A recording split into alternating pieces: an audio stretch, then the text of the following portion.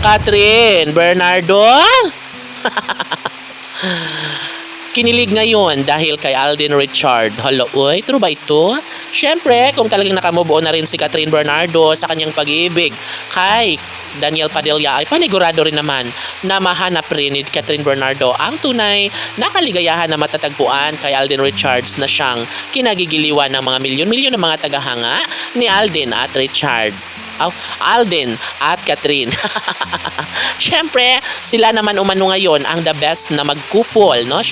Sana dapat ay maging matino naman si Alden sa pag-ibig ni Catherine Bernardo. Marami ang sang-ayon sa kanilang dalawa ngayon dahil meron din namang chemistry ang dalawa. At ito na nga siguro ang tamang pagkakataon na maibahagi sa lahat na sadyang may forever na nang mangyayari sa relasyon ni Catherine at Alden, no? Tama ang kaya ang kanilang desisyon. Siguro nga naman ay deserve rin ni Catherine ang lumigaya sa piling ni Alden Richard.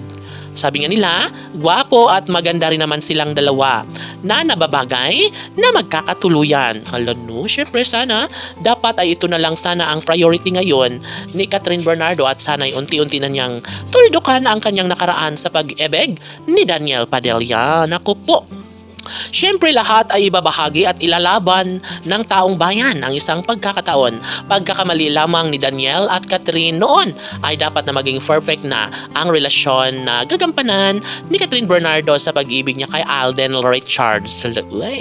Siyempre, kinilig naman ang lahat at ito na nga sana'y magiging maayos na muli ang takbo sa kanilang pagmamahalan. Sana nga umano ay sila na nga ang nakatadhana para sa isa't isa dahil nga kaligayahan sa puso ng taong bayan kung sakali nga na matagpuan ni Catherine Bernardo ang pag-ibig, lalong-lalo na at ito ay nagmula kay Alden Richard, no?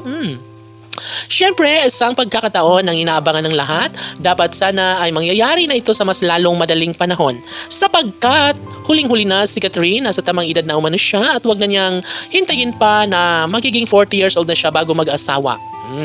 Tama nga naman. Siyempre lahat ay mayroong pagbabago. Kung talagang mahalin nila ang isa't isa ay perfect na sila talaga ang magsama ni Catherine at Alden, no? Paano na lang kaya si Daniel Padilla matatanggap niya kaya ito?